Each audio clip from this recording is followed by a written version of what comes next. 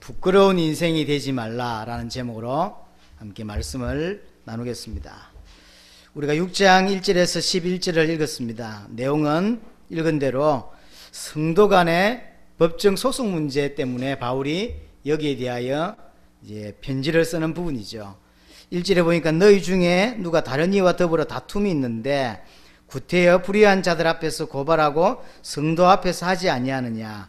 성도 간의 어떤 다툼이 있었던 것 같아요. 근데 여기서 자세히 보면 성도 간의 어떤 소송의 문제보다, 소송을 했다고 하는 문제보다 이 소송을 불신자 앞에서 재판을 받는 것에 대하여 바울이 더 깊이 이야기합니다. 더 크게 설명하는 거예요.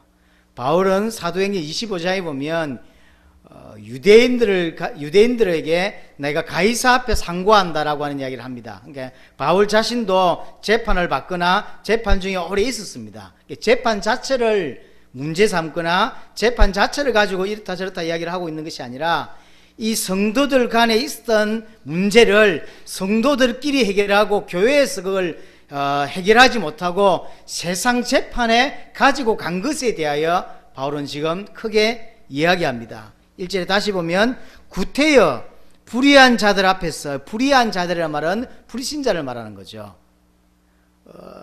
그리스도의 피로 구원받고 의롭게 된 자가 아닌 정확하게 인생의 문제가 뭔지 모르고 인생에 답이 없는 자들 앞에서 답을 이렇게 얻는 이런 케이스가 되는 거죠. 구태여 불의한 자들 앞에서 고발하고 성도 앞에서 하지 않냐. 왜 그렇게 했냐는 거죠. 6절에 넘어가면 6절을 보시기 바랍니다. 6절에 보면 형제가 형제와 더불어 고발할 뿐더러 믿지 아니하는 자들 앞에서 하느냐.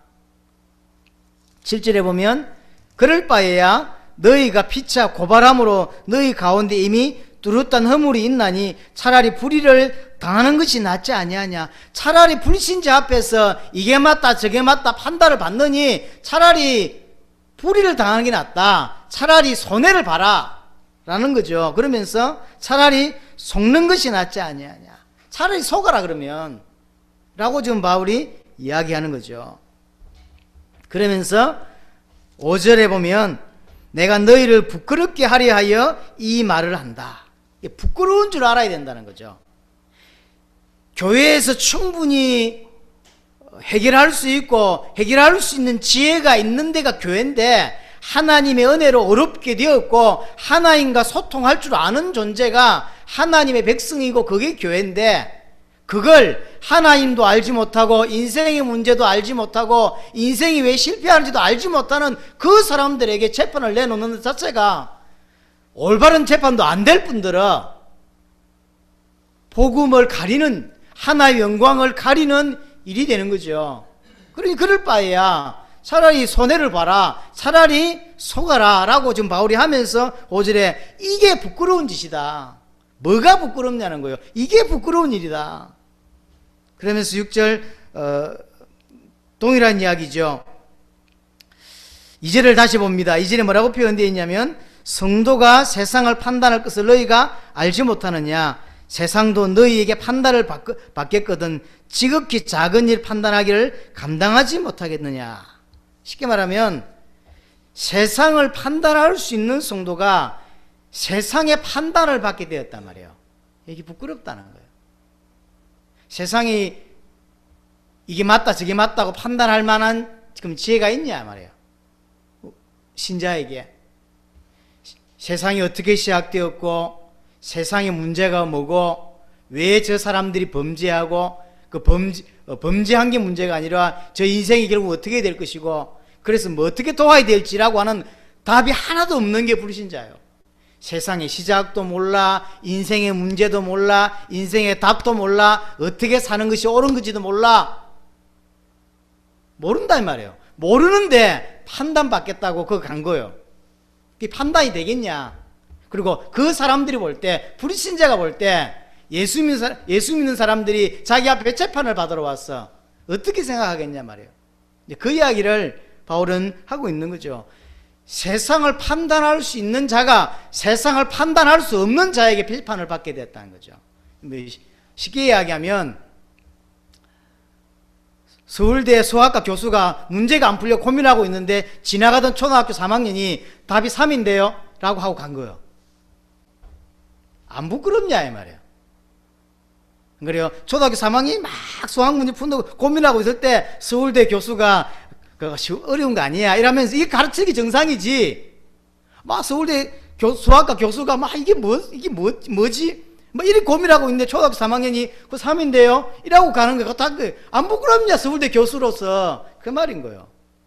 조금 더 피부로 다가오게 이야기하자면 요즘 축구 지금 계속 하고 있는데 축구 국가대표팀이 한국의 축구 국가대표팀이 파주에 그 아침에 공찬한 분들 있잖아요. 조기 축구한테 졌어. 그 어찌 되겠죠? 이게 방송에 나갔어. 신문에 나간 어찌 되겠죠? 쪽팔려서 못 다니는 거죠.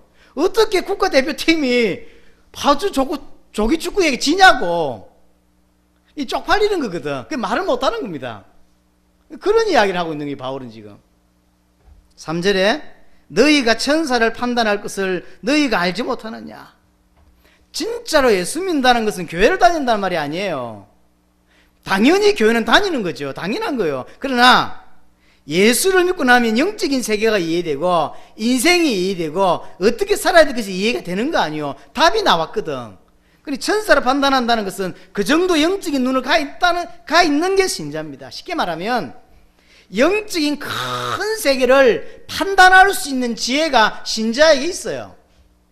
그런데 세상 거기에 비하면 세상 일은 작은 일이요. 영적인 큰 것을 판단할 수 있는 신자가 아주 작은 세상 일 판단하는 자에게 판단을 받게 됐다 이 말이에요.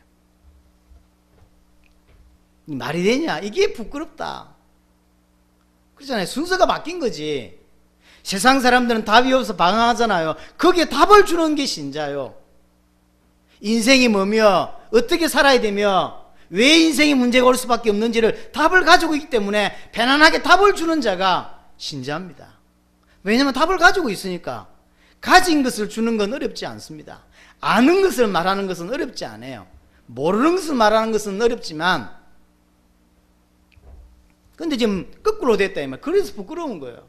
영적인 큰 세계를 알고 있고 판단하고 이해하는 자가 아주 아무것도 아닌 세상 거기에 매여가지고 그것이 옳으니 거기 틀렸느니 하고 있는 사람들에게 판단을 받게 됐다 이 말이에요. 4절에 보니까 그런즉 너희가 세상 사건이 있을 때 너희에게 경히 여김을 받는 자들을 세우느냐. 이건 약간 난해 구절입니다. 그래서 보통 두 가지 해석이 있습니다. 하나는 이게 지금 언어로 바울이 이게 지금 이게 명령형으로 썼냐 이게 의문형으로 썼냐에 따라서 이 원래 이제 편지를 쓸 때 그 당시 물음표 같은 거 전부 이런 거 잘 안 찍었잖아요. 그러니까 이게 지금 비꼬는 건지 이게 애매해요. 그래서 이게 명령형에 따라서 명령형이면 이게 풍자 비꼬는 거고 의문형이고 감탄형이면 또 말이 달라요.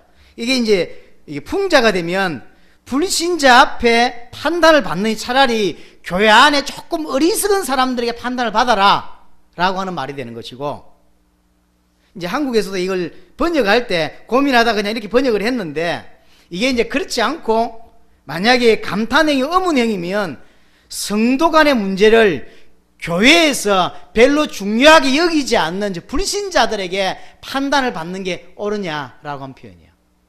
비슷한데 좀 달라요. 뭐 어떤 게 되었든 이게 교회에서 아주 이렇게 제대로 인정해주지 않는 저 불신자에게 판단받는 것이 옳은 것이냐라고 하는 말이든지 아니면 세상 일을 교회에서 좀 모자라고 느껴지고 조금 부족하다고 느껴지는 아이들에게 차라리 재판받는 게 낫지 않냐, 훨씬 낫다라고 하는 의미든 관계없이 바울은 굉장히 지금 강하게 이야기하는 거예요. 너희들이 하고 있는 저 행동이 어떤 것인지 알아야 된다는 거지. 그러면서 5절에 5절이죠. 내가 너희를 부끄럽게 하리 하여 이 말을 하노니 너희 가운데 그 형제간의 일을 판단할 만한 지혜 있는 자가 이같이 하나도 없느냐. 뭔 대단한 싸움이라고 그걸 판단하고 해석할 만한 인물이 교회에 없단 말이냐. 그죠? 이게 부끄럽다는 거예요. 세상을 품어야 되고 세상을 살려야 돼요. 단순히 우리끼리 좀 앉아서 찬양하고 우리끼리 뭘 복작복작하는 우리가 아니란 이야기죠. 세계를 품어야 돼요. 제가 처음에 해외를 많이 안 다닐 때는 몰랐는데 쿠바 사람도 만나고 베네수엘라 사람도 만나고 미국도 가고 많은 사람들을 만나면서 참 많은 생각들을 하게 되었어요. 내가 가지고 있는 색깔, 내가 가지고 있는 고집, 내가 가지고 있는 어떤 틀이 있어요. 이게 과연 옳으냐라는 생각을 너무 많이 해요. 한국 사람이 가지고 있는 어떤 그 예배의 스타일 있잖아요. 그 중남미 사람들 한국에서 예배 드리면 뭔가 시원하지가 않아요. 한 시간을 뛰어야 돼. 그리고 딱 이게 예배해야 되는데 한국은 땡 치고는 이제 예배를 시작하잖아요. 너무 조용해. 아무도 안 일어서고 아무도 안 뛰어. 이게 처음에는 중남미를 다닐 때 우리가 적응이 안 됐어요. 한 시간씩 뛰는데 그것도 막 저러다 죽지 싶은 사람도 있다니까요. 지금도 기억나는 건 코스타리카에서 어떤 여자분이 저 밖에서부터 음악이 벌써 들리잖아요. 안에서만 하는 게 아니라 밖에서 오다가 음악이 들리니까 거기서부터 뛰어들어오더라. 이렇게 막 춤을 추면서. 근데 그 제일 앞에까지 뛰어들어오더라고요. 와. 또 한 사람은 여기서 이렇게 혼자서 난리가 났어요. 저 귀신 들린 것 같다 느낄만큼요. 그러더니 주위의 사람들이 근사님도 이런 분이죠. 좀 나이 좀 있는 분들이요. 이게 어떤 상황이라는 걸 알고 뺑 둘러 짜더라고요. 이렇게 손을 잡더니 이 사람이 쓰러지더라고. 이렇게 받아줘요. 이제 귀신 들린 거예요, 이 사람이. 찬양하는데 귀신이 들렸어요. 그러더니 한 5분 이렇게 누워있더니 이게 많은 평소에 그렇게 하는가 봐요. 그러니까 자기들은 아무렇지도 않고 한국 사람은 충격받아가지고 저게 뭔 일이야 지금 교회에서 이러고 있는데 딱 일어나더니 힘 닦고는 집에 가더라고요. 이제 메시지 시작을 하는데 우리는 이해가 안 됐어요. 반대로 이제 그분들이 한국을 딱 왔는데 예배를 드리는데 너무 조용하잖아요. 우리끼리는 박수치고 복가교에서 찬양할 때 자기들끼리는 박수치고 뭐 손들고 난리 나는데 자기들 볼 때는 이게 예배야? 이런 생각이 드는 거죠.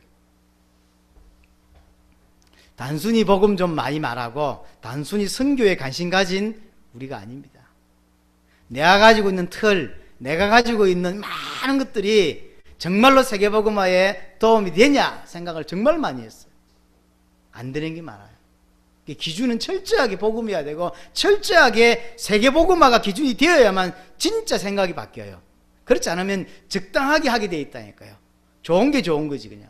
그렇지 않습니다.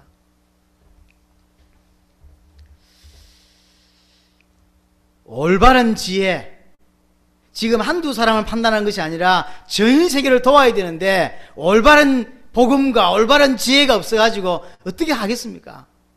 이 바울이 지금 볼 때 교우 수준이 지금 음행 이야기 나오고 지금 뭐 소송 나오는 게 너무 안타까운 거죠. 이 고린도 교회는 세계를 품어야 되고 세계를 섬기고 남을 만한 교회여야 되는데 전혀 그렇게 하지 못하고 음행 문제에 빠져 있죠. 소송 문제에 빠져 있죠. 그 소송을 해결하지 못해가지고 그걸 법정까지 가져가지.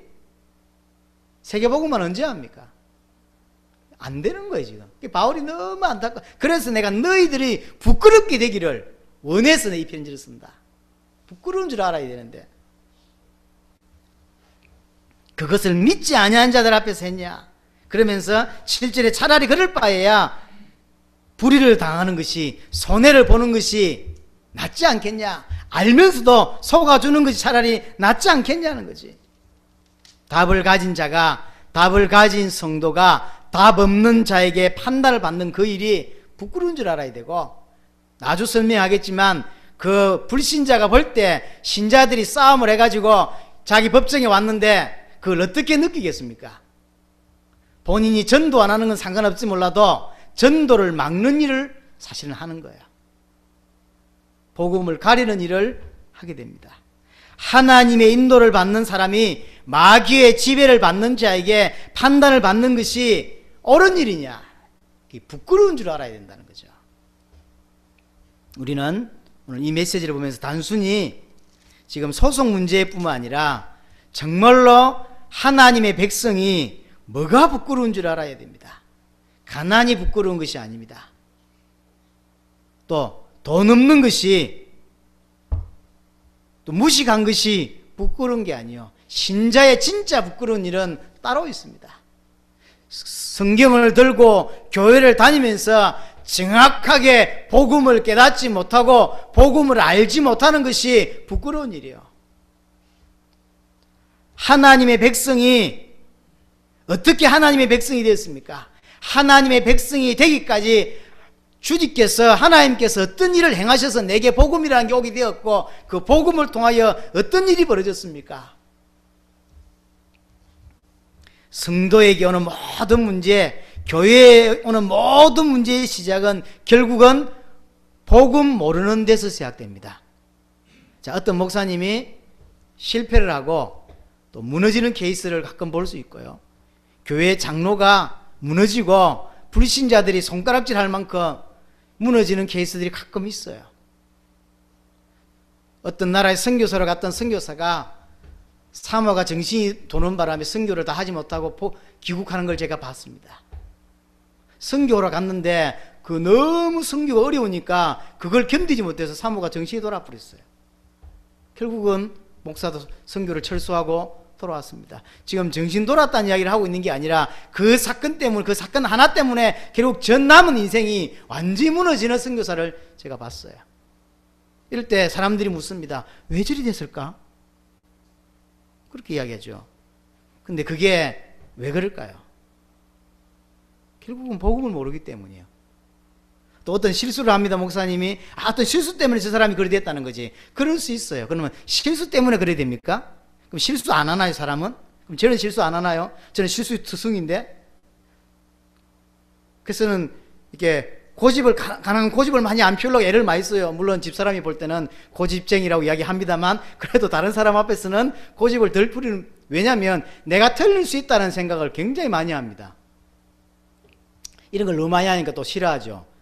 자기 줏대가 없다면서 이렇게도 합니다. 뭐 어쩌란 말이야.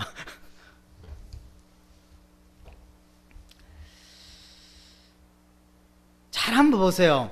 실수 때문에 사실은 교회가 무너지고, 실수 때문에 목사가 무너지고, 자기 성향 때문에 목사가 영적 문제가 오고 그렇습니까? 아니라니까요.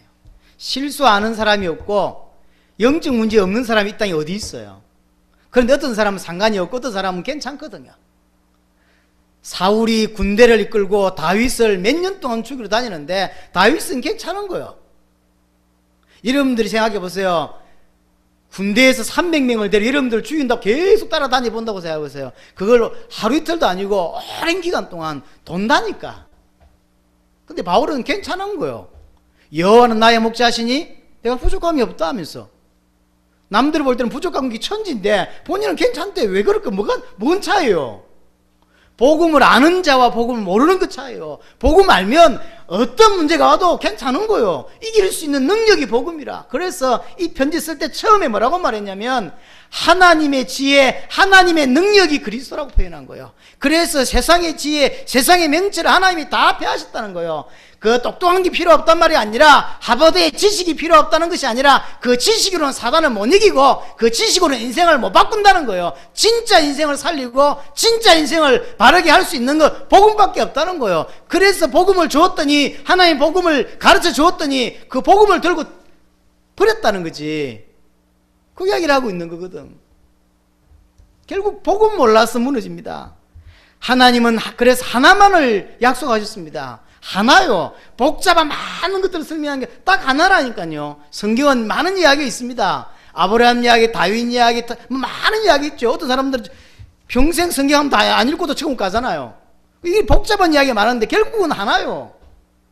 그리스도 보내주시겠다는 거예요. 구약은 그리스도 오신다, 신약은 그가 오셨다, 그 이야기거든. 그래서 결국은 한 가지 이야기라니까. 왜 그럴까요? 그 한 가지여만 인간 문제 끝나니까. 한 가지여야만 진짜 참된 행복을 맛볼 수 있으니까. 행복을 맛볼 수 없는 환경이요. 근데 행복해. 감사할 수 없는 조건인데 감사하는 거요. 이해됩니까? 근데 그 외가 그게 이해되냐면, 정말로 예수를 그리스도로 진짜 믿으면 그렇게 된다니까요. 그래서 하나님 입장에서 볼 때 인간에게는 돈이 필요한 게 아니고, 인간에게는 명예가 필요한 게 아니요, 하나님이 필요한 거예요. 그 하나님 만날 수 있는 길을 그리스도로 약속하셨. 많은 것을 말한 것이 아니라 딱 한 가지만을 약속하셨습니다. 그래서 구약시대에 그가 오시면, 누군지 모르지만 그 그리스도가 오시면 모든 문제 해결된다고 믿었어요. 구약의 믿음은 그가 오시면 내 모든 문제 끝난다 라고 믿은 거예요. 그렇게 믿었던 다윗이 쓴 시편이 가장 위기 때 시편이 23편입니다. 여호와는 나의 목자시니 내가 부족함이 없으리로다. 이게 복음이요. 그렇게 사는 게 복음이 아니라 진짜로 믿으면 어떤 문제 봐도 문제일 뿐이지, 그렇죠, 문제일 뿐이지 그게 나를 무너지게 하거나 실패하지 않다니까요. 고민하게 하고 하나님께 무릎 꿇게 하게 하고 많은 걱정을 하게 하는 건 사실이지만 그것 때문에, 그 걱정 때문에 내가 무너질 수 있냐? 그렇지 않습니다. 그건 복음 모르는 사람이 소리예요. 그렇지 않다니까요. 이사야 9장 6절 7절에 보면 그가 오셔서 고난을 당하시는데 그가 어떤 분이냐? 그는 기묘자라 묘사라. 사람이 생각할 수 없는 뛰어난 지혜와 뛰어난 능력을 가졌어요. 그 어깨 위에 모든 정사를 얹어서 결국은 죽게 하셨어요. 쉽게 말하면 인간의 모든 짊어져야 될 고난과 인간의 모든 문제를 다 짊어지고 해결하신 것이요. 해결할 수 있는 능력이 있어요. 기묘자라 묘사라. 그렇죠. 인간의 문제가 뭐냐면 결국은 사단과 죄와 하나님과 단절된 문제라. 그래서 그리스도라는 의미가 뭐냐면 사단과 죄와 하나님과 단절된 문제를 해결할 자란 뜻이요. 그렇죠? 이 해결할 자를 보내겠다는 거죠. 사단 문제 해결할 참된 왕을 보내겠다는 것이고, 죄 문제 해결할 참된 제사장을 보내겠다는 것이고, 하나님과 떠났으니 하나님을 만날 수 있도록 하시겠다는 거죠. 이게 그리스도고 이게 복음입니다.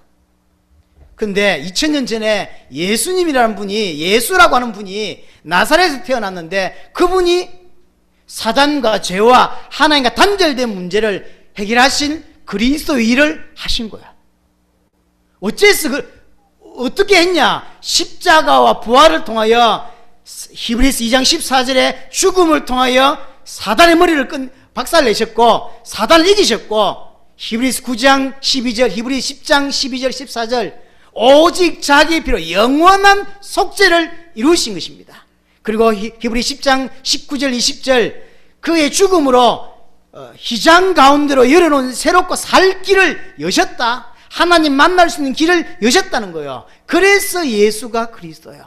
예수란 분이 2000년 전에 나타났는데 그분이 그리스도의 일을 십자가와 부활로 하신 거예요. 그래서 예수가 그리스도라는 것이죠. 그래서 예수가 그리스도라는 것이 복음이고, 믿음이 뭐냐면 예수를 그리스도로 믿는 게 믿음이고, 그 믿음의 내용은 예수님께서 십자가와 부활로 그리스도의 일을 완전하게 단번에 끝내셨다라고 하는 거예요.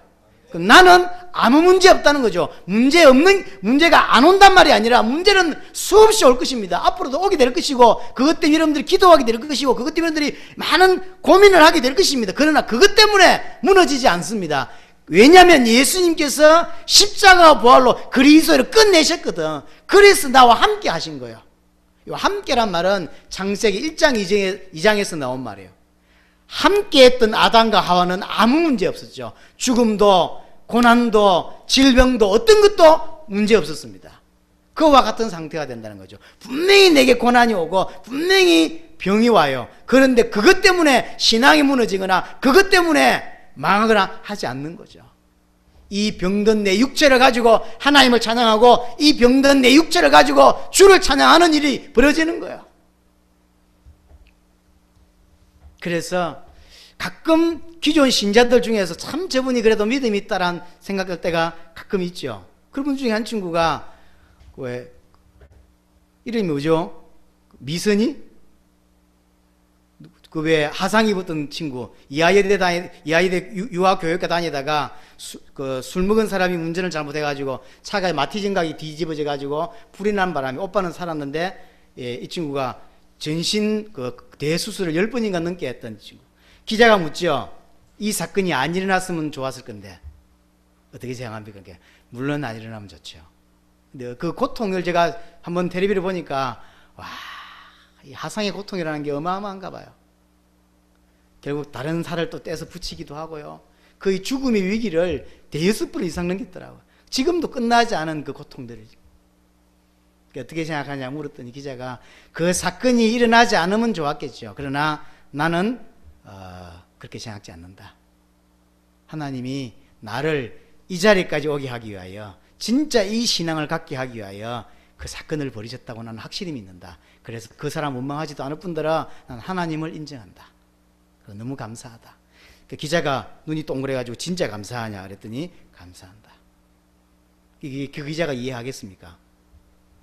기자가 이제 다른 말로 쓰는 거죠. 이게 참 성품이 좋다 뭐 이렇게.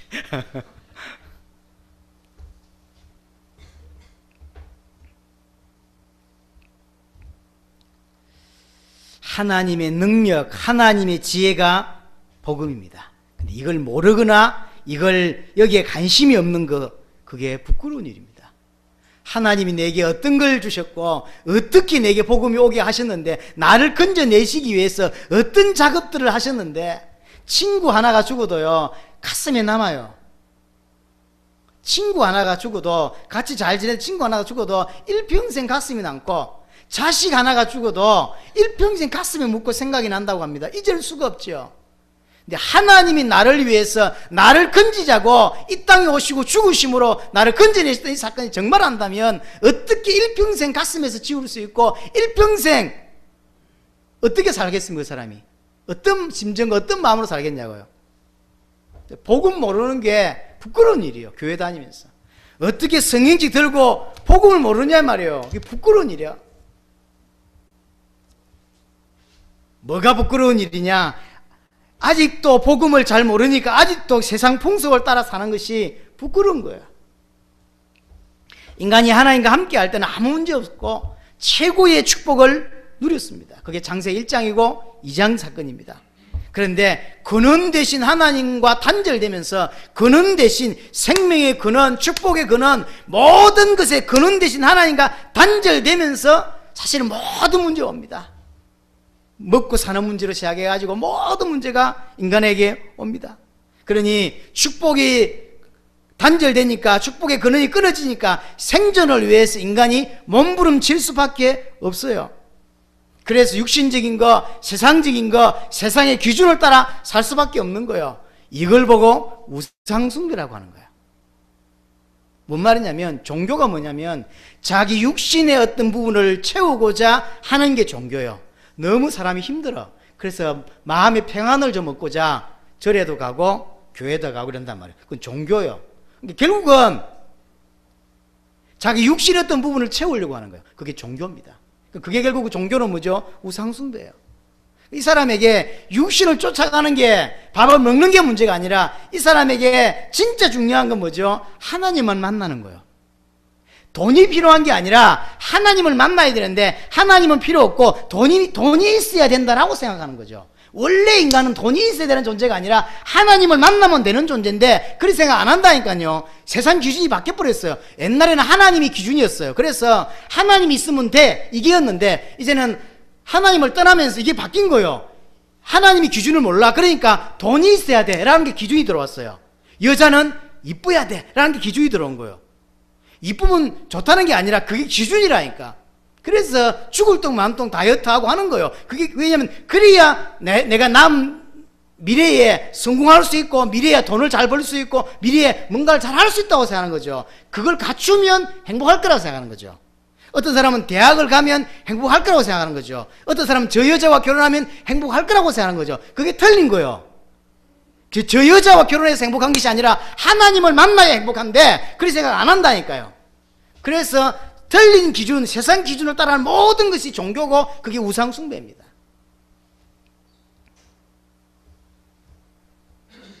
그러나 진짜로 인간은 하나님이 필요해요.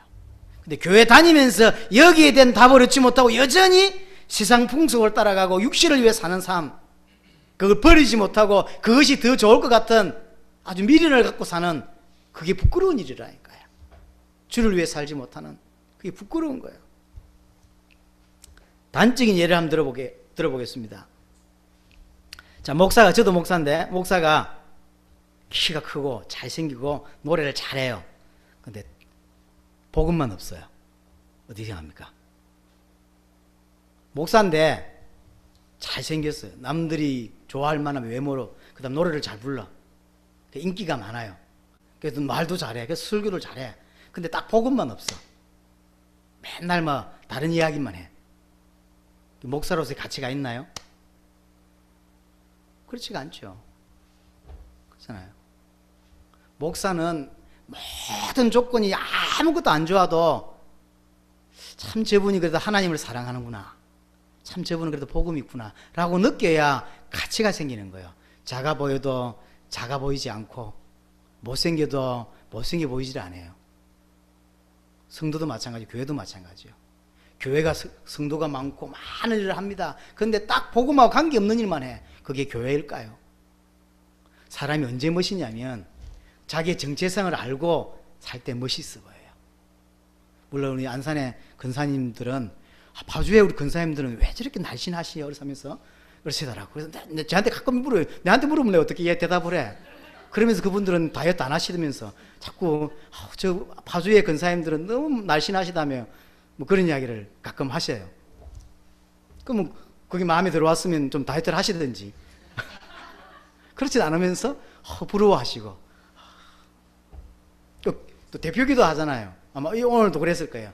정남 근사님을 대표기도 했는데 이제 다음 주에 또 이제 안산 제가 예배드리기 전에 또 이야기 나옵니다. 우리 근사님, 파주의 근사님들은 대표기도를 너무 잘하셔. 받아 적어 써먹고 싶어 이러면서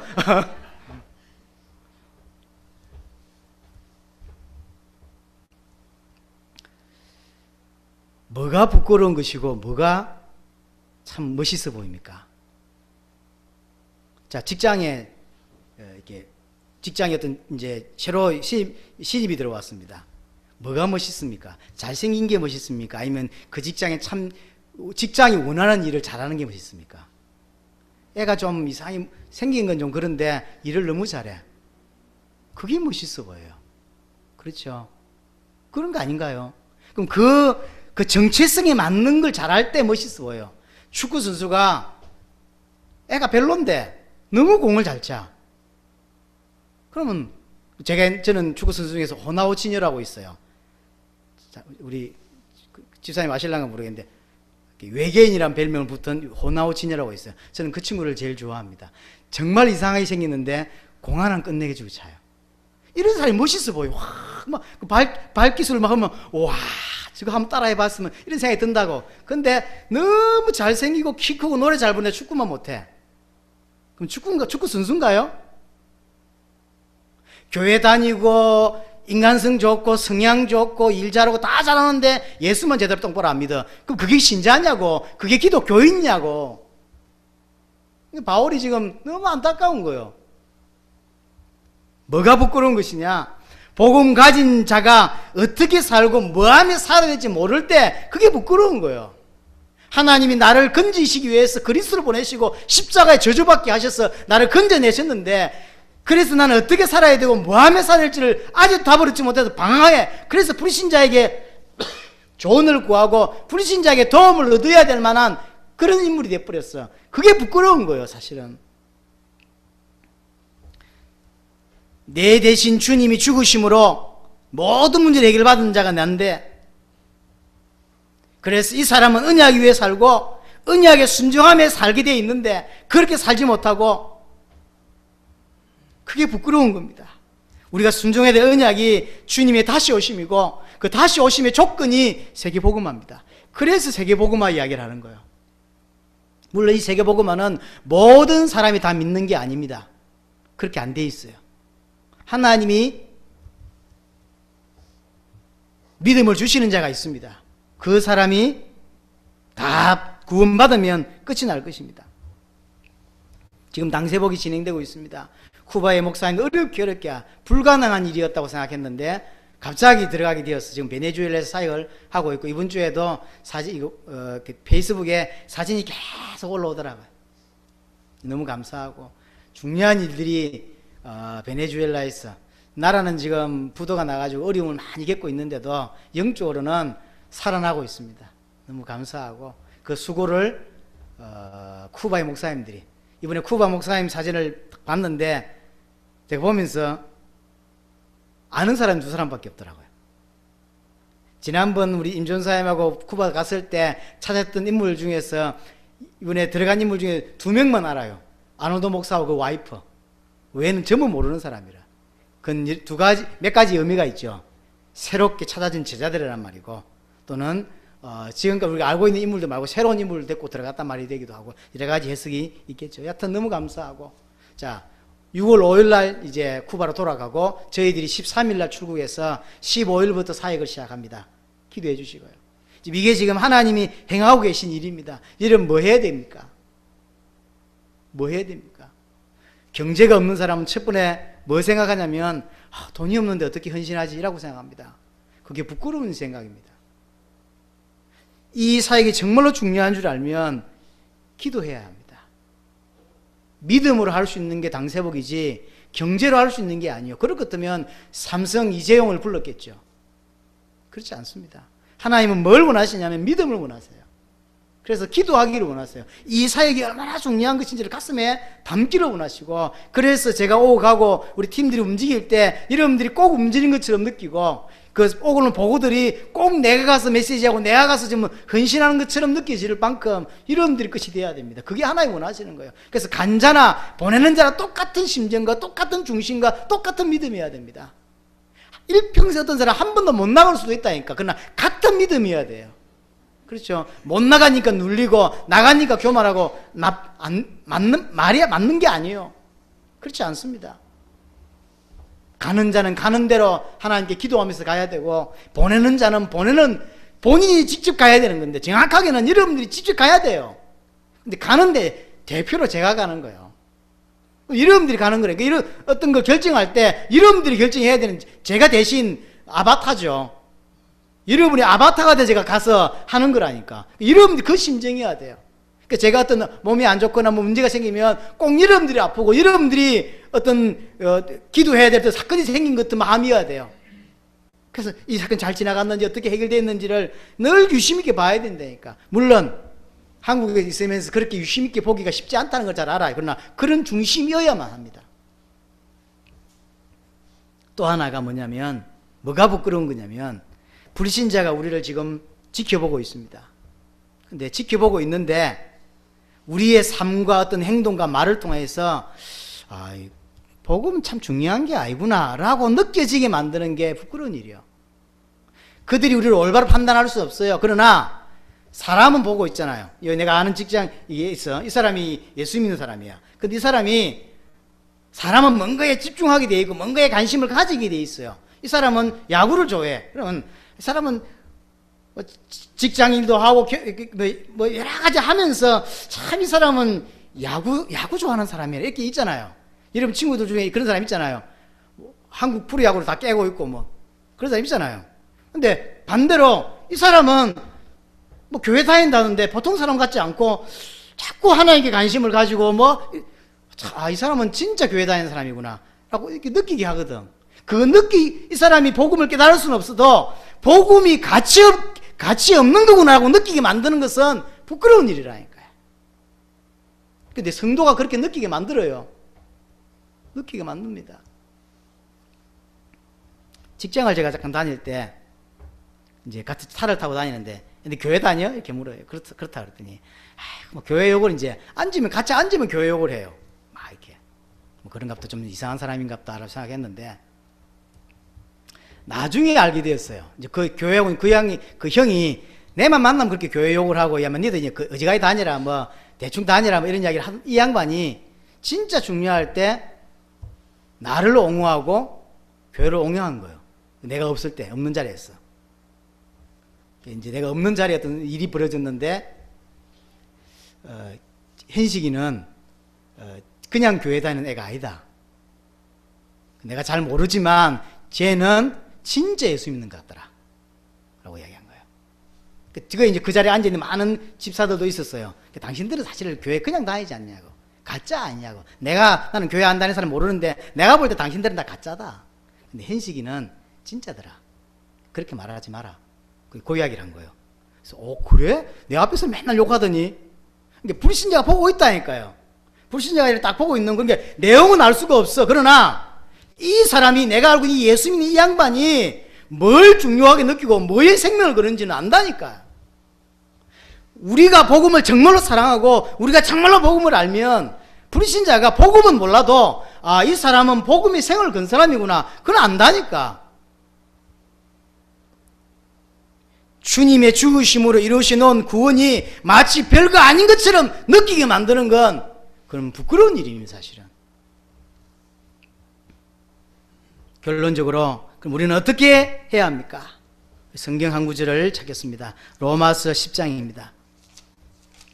로마서 10장 11절을 보겠습니다.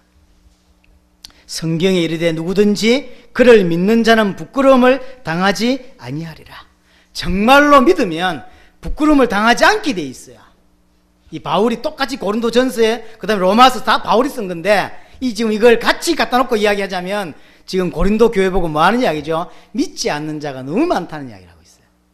그러나 믿으면 부끄러움을 당하지 않게 돼 있다니까요. 남들 볼 때는 손깍지를 하고 남들 볼 때는 교회 다니는데 손가락질 할지 몰라도 진짜로는 부끄러움을 당하지 않게 돼 있습니다. 베드로전서 2장 6절도 마찬가지 똑같은 표현이요. 이 베드로가 쓴 편지인데 그를 믿는 자는 부끄러움을 당하지 않게 된다고 했어요. 그렇죠. 진짜 믿는 자는. 그래서 이 사람은 고린도전서 6장, 우리가 아까 봤던데 다시 돌아가서 고린도전서 6장 12절입니다. 모든 것이 내게 가하나 다 유익한 것이 아니요 모든 것이 내게 가하나 내가 무엇이든지 얽매이지 아니하리라. 쉽게 말하면 내가 생각할 때 좋은 거 있잖아요. 좋은 게 아닙니다. 내가 생각할 때 옳은 게 아니요, 나는 오직 복음과 당대의 세계복음만이 기준인 거예요. 내가 아무리 옳은 것도 당대의 세계복음에 맞지 않으면 참고 기다리는 것이고, 내가 볼 때 안 좋은 것도 당대의 세계복음에 유익하다면 하는 거예요. 복음을 진짜 아는 바울은 이런 중심이에요. 그렇죠. 내게 가한 것이 가하냐? 내게 옳은 것이 다 옳냐? 그렇지 않아. 내가 볼 때 옳은 거요. 그러나 복음에 도움되지 않으면 안 하는 거요. 나중에 바울은 말하죠. 나는 앞으로 고기 먹지 않겠다. 그러죠. 그 고기를 안 먹겠다는 의미가 아니요. 물론 안 먹을 수도 있어요. 그 뭔 의미죠? 한 영혼이라도 더 살리겠다는 거죠. 내가 고기 먹는 것 때문에 영혼이 상처를 받는다면 나는 고기 안 먹겠다는 거예요. 고기 먹는 거하고 상처받는 거 이해를 시켜야지. 근데 바울이 이해를 시키겠지만 중심이 그렇다는 거예요. 우리의 기준이 뭐여야 되냐는 거죠. 하나님의 영광이어야 됩니다. 마지막 절에 그렇게 되어 있습니다. 값으로 산 것이 되었으니 그런즉 너희 몸으로 하나님께 영광을 돌리라. 앞으로 어떻게 살아야 됩니까? 어떤 인생이 되어야 됩니까? 부끄럽지 않은 하나님께 영광을 돌리는 인생이 되어야 돼요. 그럼 어떻게 하면 하나님께 영광이 됩니까? 빌립보서 2장 11절에 보니까 예수를 그리스도로 믿을 때, 예수 그리스도를 주로 고백할 때 하나님께 영광이 된다라고 되어 있어요.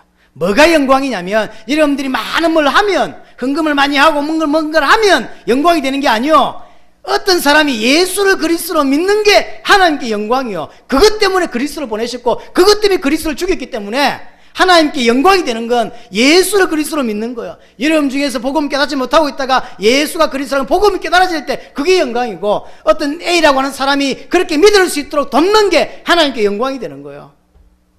다른 것으로 영광 돌리지 말고 그게 하나님께 최고의 영광이 되는 것이고, 두 번째는 예배입니다. 예배가 뭐냐면 하나님을 인정하는 게 예배고, 그리스도께서 그리스도 일을 이루셨다고 그걸 믿는 게 예배예요. 그렇죠? 교회 앉아 있는 것도 예배일 수 있으나 그거는 껍데기입니다. 있어 본들입니다. 진짜 예배를 드리는 것이, 드릴 때 하나님께 영광이 되는 것이고, 베드로전서 2장 12절에 보니까 이방인들이 나의 행실을 통하여 선한 도움을 받는다 그랬어요. 설명하자면 그냥 전도요. 나레토의 사람이 구원을 받고 하나님을 알게 되는 거죠. 전도를 통해 하나님의 영광을 받는 것이고, 베드로전서 2장 16절에는 그 그리스도의 일을 통해 내가 고난받는 이야기를 하면서 설명을 했어요. 집에 가서 한번 찾아보시기 바랍니다. 쉽게 말하면 복음을 위해서 하는 헌신, 어떤 것이든 좋습니다. 복음과 세계복음화 때 하는 헌신, 그것이 기도였든지 아니면 여러 가지 어떤 여러분이 할 수 있는 작은 거, 그게 하나님께 영광이 된다니까요. 작은 거라고 생각하지 마세요. 왜 작습니까? 복음을 위해서 기도한 게 작습니까? 복음을 위해서 이 복음이 잘 전달될 수 있도록 주의 종을 섬기는 것이 작은 일입니까? 복음을 위해서 교회가 제대로 돌아갈 수 있도록 헌신하는 게 작은 일이냐고. 엄청난 거라니까 사실은.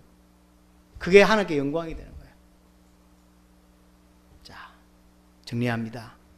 이 땅에 교회 다니면서 복음 몰라서 부끄러운 인생을 사는 성도가 너무 많습니다. 어떻게 살아야 되냐? 우리의 기준이 뭐여야 되냐면 하나님의 영광이어야 됩니다. 이 사람은 부끄러움을 당하지 않게 될 것이고, 뭐가 영광이냐라고 할 때 예수를 그리스도로 믿는 게 하나님의 영광이요. 또 하나 진짜 예배 드리는 거, 참된 예배가 하나님께 영광이고, 전도와 또 마지막 정말로 복음을 위해서 사는 어떤 작은 헌신, 이게 하나님의 영광이라니까요.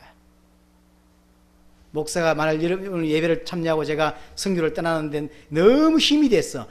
아무 여러분들이 한 게 없는 것처럼 보여도 목사가 그것 때문에 힘을 얻고 선교 현장을 가서 막 중요한 일을 감당했다면 하나님 보실 땐 굉장한 거예요, 사실은. 여러분에게 귀한 은혜가 이번 주일 또 일평생 있기를 바랍니다. 아멘.